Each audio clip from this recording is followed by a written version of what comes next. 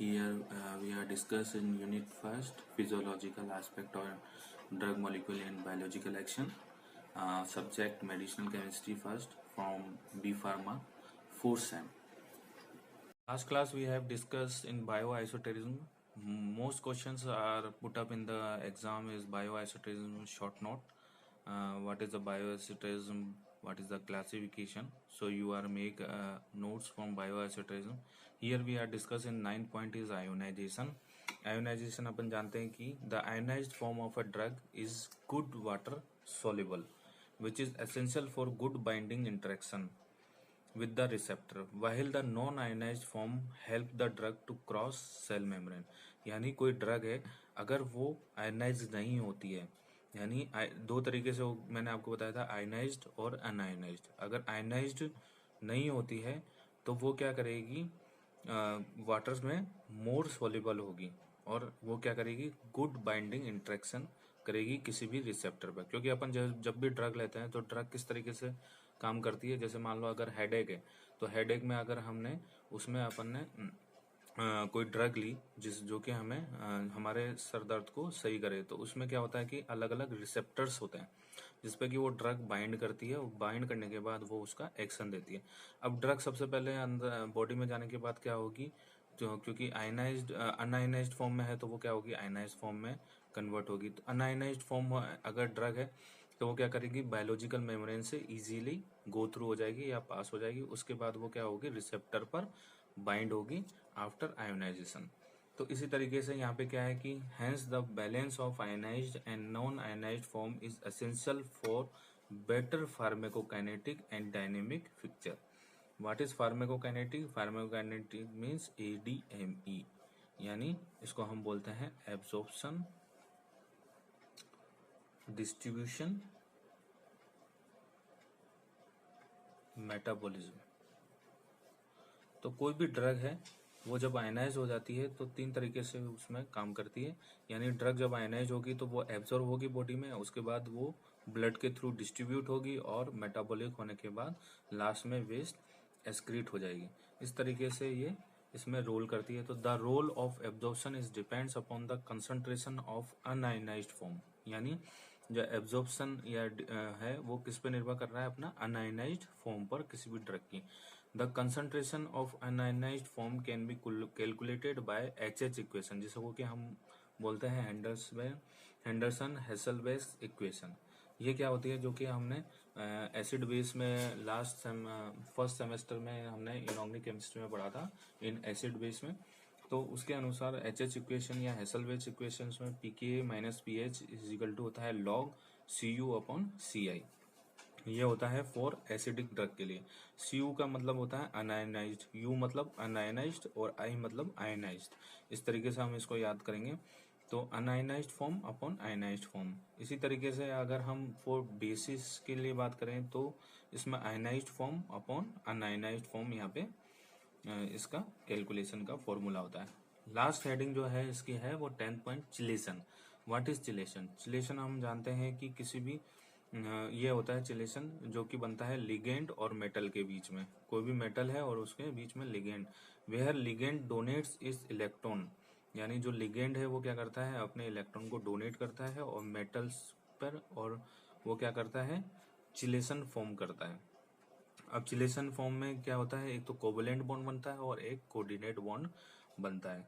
ठीक है. अब चिलेशन जो है मेन यूज क्या है इसका, कि वो किस तरीके से, जैसे अगर हम फार्मेकोलॉजिकली बात करें तो ये क्या करता है, जैसे अगर कोई मेटल की पॉइजनिंग हो गई तो उसमें क्या करेगा, अगर हम कोई ड्रग लेते हैं, जैसे सपोज आर्सेनिक की पॉइजनिंग का यहाँ पे एग्जांपल लिया है हमने, उसमें अगर हम ड्रग लेते हैं डाइमर्केप्रोल, तो डाइमर्केप्रोल का जो केमिकल स्ट्रक्चर होता है वो होता है CH2SH CHSS, this is the thio group and this is CH2OH. यहाँ पे आर्सेनिक क्या है, इज अ मेटल. अगर मेटल की पॉइजनिंग ज्यादा होगी तो ये क्या करेगा, यहाँ पे इससे मेटल को बाइंड कर देगी ये ड्रग और एक कॉम्प्लेक्स फॉर्म का निर्माण करेंगे जिसे कि हम बोलते हैं चिलेट फॉर्मेशन. इस तरीके से वो ड्रग बाइंड होने के बाद क्या होगी कि सिस्टमिक सर्कुलेशन में अवेलेबल नहीं होगी, और सिस्टमिक सर्कुलेशन में अवेलेबल नहीं होगी तो वो कम से कम डिस्ट्रीब्यूट होगी और कम से कम हार्मफुल होगी हमारे लिए. तो दिस इज आर ऑल और the physiochemical aspect of a drug and its biological action. और इसके अलावा जो लास्ट हमारे बचा है वो आइसोमेरिज्म जो है वो हम इसमें लेते हैं। दो तरीके की आइसोमेरिज्म हमारे कोर्स में दे रखी है। दिस इज ऑप्टिकल आइसोमेरिज्म और ज्योमेट्रिकल आइसोमेरिज्म। तो सबसे पहले हम समझते हैं आइसोमेरिज्म है क्या। तो आइसोमेरिज्म मैंने लास्ट में बायोइनर्टिज्म में भी थोड़ा सा डिस्कशन किया था, जिसमें कि हमने बताया था कि compound having same chemical formula but different chemical structure. There is a isomerism is the same constituent but different spatial arrangement. Spatial arrangement मतलब उसका प्लेस का arrangement. And there atom are known as stereo isomers. यहाँ पे stereo isomerism भी है।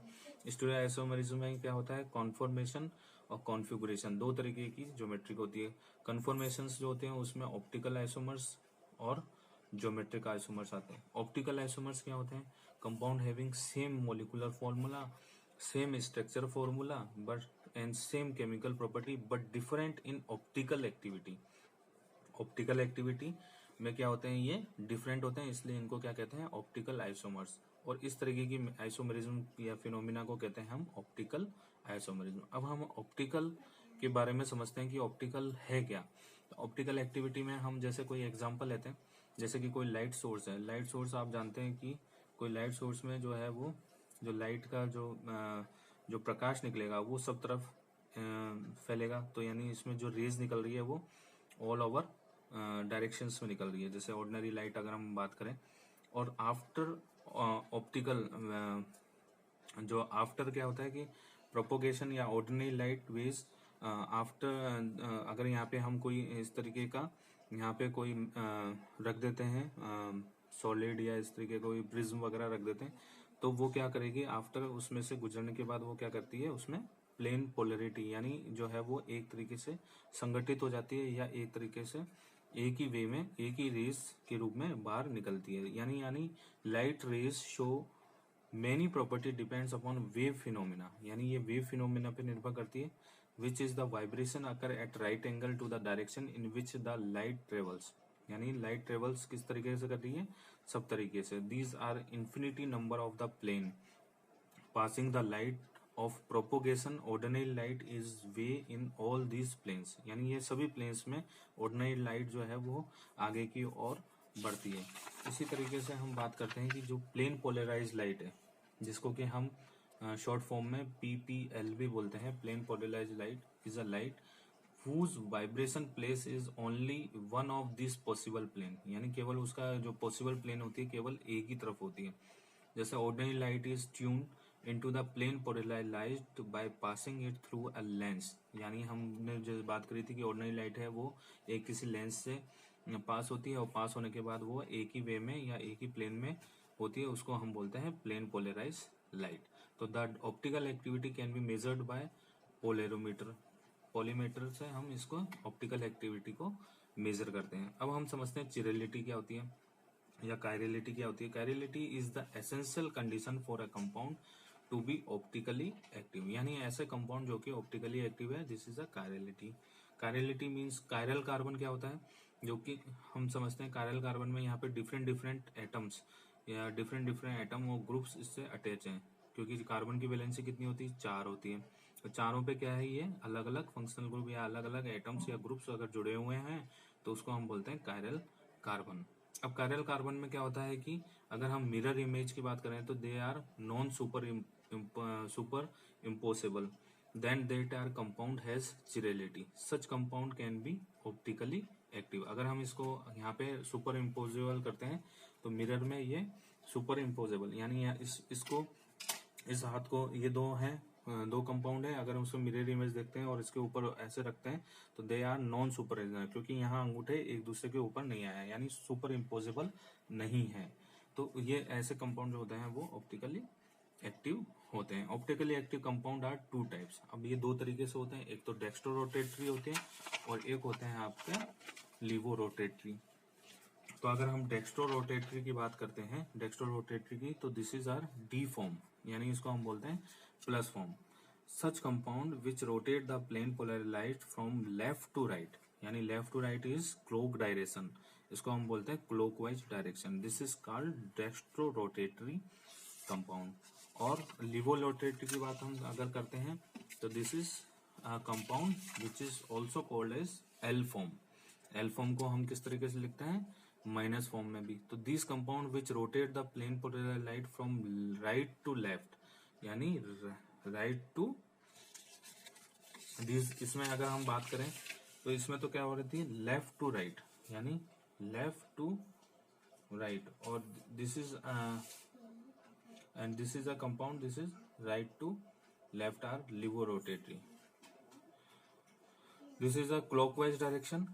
यहाँ पे अगर हम बात करें तो this is a clockwise direction, this is called dextrorotatory, and this is a anti clockwise direction, this is called allorotatory, यानी D lactic acid और L lactic acid. Meso compound क्या होता है, meso forms are any compound which are optically inactive which have plane of symmetry. यदि plane of symmetry में optically inactive compound को हम बोलते हैं मीसोफॉर्म. दिस आर, अगर हम यहाँ पे एग्जांपल लेते हैं, दिस इज टार्टरिक एसिड. इधर अगर हम बात करते हैं एग्जांपल एकाइरल प्लेन ऑफ सिमेट्री अगर बात करें तो यहाँ पे देखिए कार्बन के जो बॉन्ड है उसमें कार्बोक्सिलिक एसिड जुड़ा हुआ है, यहाँ भी कार्बोक्सिलिक है, यहाँ OH है, यहाँ R है. तो अगर हम इसकी बात करें तो प्लेन ऑफ सिमेट्री में दिस इज कॉल्ड एक किराल कार्बन. लेकिन अगर इसकी बात करें तो इसमें प्लेन ऑफ सिमेट्री में यहाँ पे देख रहे हैं कि आप कार्बन यहाँ पे OH है, यहाँ पे R है.